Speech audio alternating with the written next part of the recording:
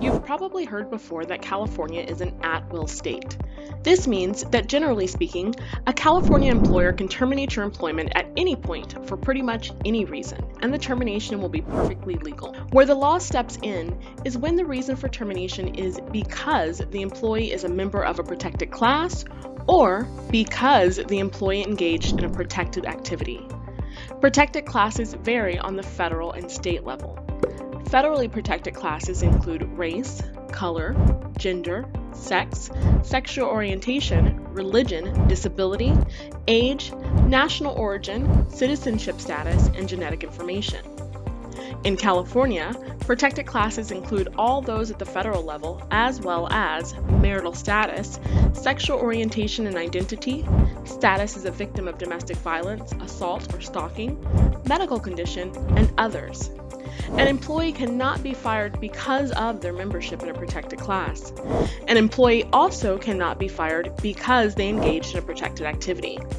A protected activity is simply exercising one's right to something without fear of retaliation or interference, such as taking leave for a serious medical condition, requesting reasonable accommodations for disability, or complaining about something the employee reasonably believes to be illegal conduct, such as sexual harassment, not being paid their wages, overtime, getting meal and rest breaks, safety issues, or other hazardous working conditions the employee reasonably believed to be illegal activity. An employee who engages in a protected activity is protected from being retaliated against because they engaged in this protected activity.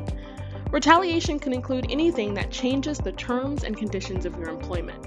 Those changes include any of the following: change in work schedule or hours, change in work or responsibilities, transfer, increased scrutiny of your work, negative performance evaluations, demotion, change in pay, or even termination.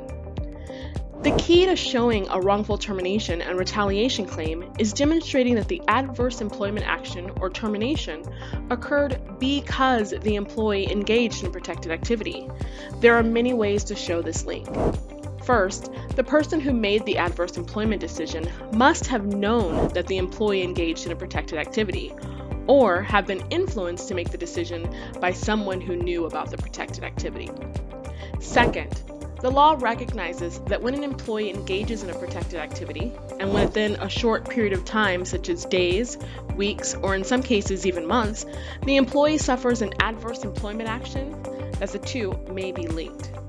Additionally, words or conduct can show a link between the protected activity, such as the employer saying that they won't accommodate a disability, or if you insist on taking breaks, you should find another job. Retaliation is illegal, and your employer could be liable for lost wages, emotional distress damages, and penalties. This is just a bit of information regarding protections against retaliation and wrongful termination for California workers. For more information, or to discuss your particular situation, please reach out to eJustice Project. We may be able to help.